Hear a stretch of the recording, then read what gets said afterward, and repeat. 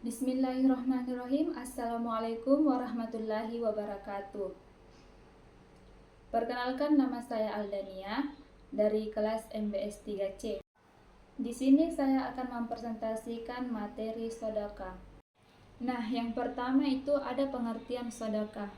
Nah, secara etimologi, kata sedekah ini berasal dari bahasa Arab yaitu as-sedekah.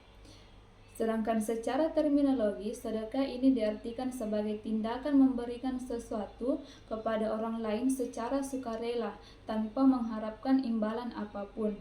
Jadi, sedekah lebih dari sekedar memberi, melainkan juga tentang niat tulus untuk berbagi. Nah, intinya, sedekah ini adalah tindakan berbagi yang dilakukan dengan ikhlas dan niat yang tulus dalam membantu sesama manusia. Selanjutnya itu dasar hukum sedekah.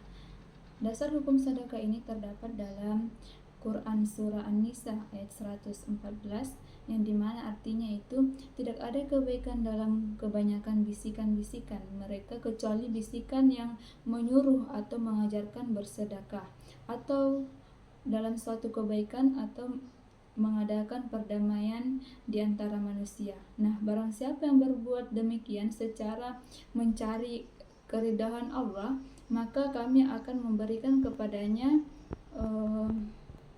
pahala yang lebih besar. Nah, Quran Surah An-Nisa ayat 114 ini memberikan pemahaman bahwa sedekah bukan hanya sekedar perbuatan amal, tetapi juga merupakan bagian dari dakwah mengajak kepada kebaikan. Nah, dengan bersedekah, kita tidak hanya membantu sesama, tetapi juga mendekatkan diri kepada Allah Subhanahu wa Ta'ala dan mendapatkan pahala yang besar. Nah, dasar hukum sedekah yang kedua yaitu hadis. Nah, di mana hadis ini terdapat dalam hadis sahih yang diriwayatkan oleh Imam Muslim dengan nomor 1673 dalam kitab Zakat. Nah, hadis ini mengatakan bahwa setiap kebaikan itu adalah sedekah. Nah, maksudnya hadis ini secara singkat menyatakan bahwa setiap perbuatan baik itu adalah sedekah. Artinya apa? Artinya tidak hanya pemberian materi yang dianggap sebagai sedekah, tetapi setiap perbuatan baik yang kita lakukan, sekecil apapun, akan dianggap sebagai sedekah oleh Allah Subhanahu wa Ta'ala. Dasar hukum sedekah yang ketiga yaitu terdapat dalam Fatwa nomor 26 DSN MUI 3 2022 tentang sedekah. Fatwa ini menjelaskan tentang definisi sedekah sebagai sumbangan sukarela yang dapat diberikan dalam berbagai bentuk baik harta, tenaga maupun pikiran. Fatwa ini membedakan antara sedekah wajib seperti sedekah fitrah dan sedekah sunnah yang dianjurkan. Nah, prinsip-prinsip yang ditekankan dalam fatwa ini termasuk niat ikhlas dari pemberi sedekah, transparansi dalam penyaluran, dan larangan untuk menyombongkan diri atas sedekah yang diberikan. Nah, penerima sedekah haruslah mereka yang berhak seperti fakir dan miskin, dan penyaluran juga harus dilakukan dengan cara yang menghormati mereka. Nah, ada juga peraturan sedekah di Indonesia yang tertuang dalam Undang-Undang Nomor 23 Tahun 2011 tentang pengelolaan zakat. Nah, undang-undang ini secara khusus mengatur pengelolaan zakat, namun juga mencakup pengaturan terkait sedekah dan infak. Nah, hal ini dikarenakan ketiga jenis dana tersebut memiliki kesamaan dalam hal tujuan, yaitu untuk membantu sesama dan memiliki dasar hukum yang sama dalam agama Islam. Nah, poin-poin penting dalam pasal 28 ini yaitu yang pertama penyaluran melalui lembaga zakat. Nah, undang-undang ini menganjurkan agar sedekah ini disalurkan melalui lembaga zakat yang resmi seperti Basnas atau Badan Amil Zakat Nasional atau LAS atau Lembaga Amil Zakat. Nah, hal ini bertujuan untuk memastikan dana sedekah ini dikelola dengan baik, transparan, dan tepat sasaran. Kemudian Yang kedua, distribusi harus sesuai syariat. Maksudnya apa? Dana sedekah yang terkumpul harus didistribusikan dan digunakan sesuai dengan ketentuan syariat Islam. Artinya, penyaluran dana harus sesuai dengan kriteria penerimaan zakat yang telah ditetapkan dalam agama Islam. Nah, terus yang ketiga, itu sesuai amanah pemberi dana. Maksudnya, pengelolaan dana sedekah ini juga harus memperhatikan amanah atau keinginan dari si pemberi dana.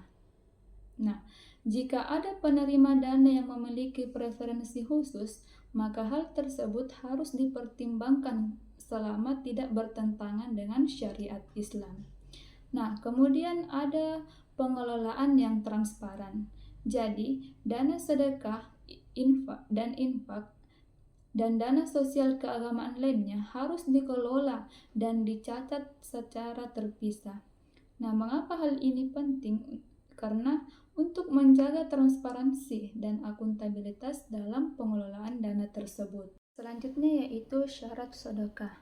Yang pertama yaitu harta atau barang yang disedekahkan dapat dimiliki secara penuh. Maksudnya, barang yang diberikan ini sebagai sedekah harus benar-benar menjadi milik si pemberi. Tidak boleh ada hak orang lain di atas barang tersebut. Nah, contohnya, jika Anda ingin bersedekah dengan uang, maka uang tersebut harus benar-benar milik Anda dan bukan hasil pinjaman atau titipan. Kemudian yang kedua, apabila bersedekah dengan harta atau barang, maka kedua hal tersebut memiliki nilai. Nah, maksudnya barang yang disedekahkan harus memiliki nilai, baik nilai materi maupun nilai manfaat. Contohnya, kita memberikan makanan kepada orang yang kelaparan, memiliki nilai manfaat yang besar meskipun nilainya mungkin tidak terlalu tinggi secara materi. Kemudian yang ketiga, adanya wujud serah terima antara kedua belah pihak. Maksudnya, proses pemberian harus jelas dan ada bukti barang tersebut telah terpindah tangan dari pemberi kepada penerima. Nah, contohnya, saat memberikan sedekah, sebaiknya ada bukti serah terima seperti tanda terima atau bukti transfer. Jadi, dapat disimpulkan bahwa ketiga syarat di atas ini merupakan dasar penting dalam melakukan sedekah. Karena dengan memenuhi syarat-syarat ini, sedekah yang kita berikan akan lebih bernilai dan bermanfaat bagi penerima. Selain itu, kita juga akan mendapatkan pahala yang lebih besar dari Allah Subhanahu wa Ta'ala. Selanjutnya ada rukun sedekah. Yang pertama, orang yang mengeluarkan sedekah. Nah, salah satu hal yang harus ada saat bersedekah adalah orang yang mengeluarkan sedekah. Kemudian ada yang kedua itu penerima sedekah. Kemudian yang ketiga ada serah terima. Nah, serah terima harta atau barang sedekah dapat dilakukan secara langsung dan tidak langsung. Kemudian yang keempat ada harta atau barang yang akan disedekahkan. Nah, sedekah dapat berupa harta, barang, kebaikan, dan lain sebagainya. Selanjutnya yaitu proses mekanisme sedekah dalam bentuk syariah. Yang pertama itu ada niat dan ketentuan. Jadi setiap tindakan sedekah ini harus didasari dengan niat yang ikhlas karena Allah Subhanahu wa Ta'ala. Jadi niat yang baik akan meningkatkan pahala dari amal sedekah. Kemudian ada ketentuan. Jadi sebelum bersedekah, sebaiknya kita mengetahui dulu ketentuan-ketentuan umum dalam bersedekah seperti syarat-syaratnya, jenis-jenis sedekah, dan kepada siapa sedekah kita sebaiknya diberikan. Kemudian yang kedua ada metode pemberian meliputi langsung atau melalui lembaga. Langsung artinya pemberian sedekah ini dapat dilakukan secara langsung kepada yang membutuhkan. Kemudian melalui lembaga, maksudnya adalah sedekah ini juga bisa disalurkan melalui lembaga-lembaga amil zakat atau organisasi kemanusiaan yang terpercaya. Kemudian yang ketiga ini ada transaksi. Transaksi ini meliputi transaksi halal dan bukti transaksi. Transaksi yang halal ini maksudnya kita pastikan transaksi yang dilakukan dalam proses sedekah adalah halal. Artinya apa? Artinya sumber dana dan cara pemberiannya harus sesuai dengan syariat Islam. Kemudian ada bukti transaksi. Nah, adanya bukti transaksi akan mempermudah dalam pencatatan dan pelaporan. Kemudian yang keempat itu ada penyaluran. Ini meliputi identifikasi penerima dan salurkan dengan tepat. Maksud dari identifikasi penerima ini, jadi sebelum kita menyalurkan sedekah, penting untuk mengidentifikasi siapa saja yang benar-benar membutuhkan, kemudian salurkan dengan yang tepat. Maksudnya, salurkan sedekah kepada mereka yang berhak menerimanya sesuai dengan ketentuan syariat. Kemudian yang kelima ini ada akuntabilitas dan transparansi. Ini meliputi laporan penggunaan dan transparansi. Jadi maksud dari laporan keuangan, lembaga yang mengelola sedekah wajib membuat laporan penggunaan dana secara transparan. Kemudian transparansi, ini maksudnya seluruh proses pengelolaan sedekah harus dilakukan secara transparan agar masyarakat ini dapat mengetahui bagaimana dana sedekah digunakan. Kemudian yang terakhir ini ada evaluasi dan tindak lanjut. Ini meliputi monitoring dan tindak lanjut.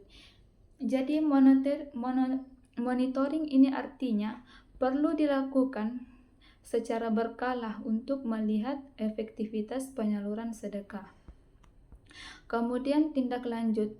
Nah, jika ada kendala atau perubahan yang perlu dilakukan, maka harus ada tindak lanjut yang tepat. Jadi dapat disimpulkan bahwa proses sedekah yang baik dan benar menurut syariat Islam dengan mengikuti langkah-langkah yang tadi, diharapkan sedekah yang kita berikan dapat memberikan manfaat yang maksimal bagi penerima dan juga menjadi amal jariah bagi diri sendiri. Itulah tadi materi sedekah yang saya sampaikan. Kurang dan lebihnya mohon dimaafkan. Akhirul kalam. Wassalamualaikum warahmatullahi wabarakatuh.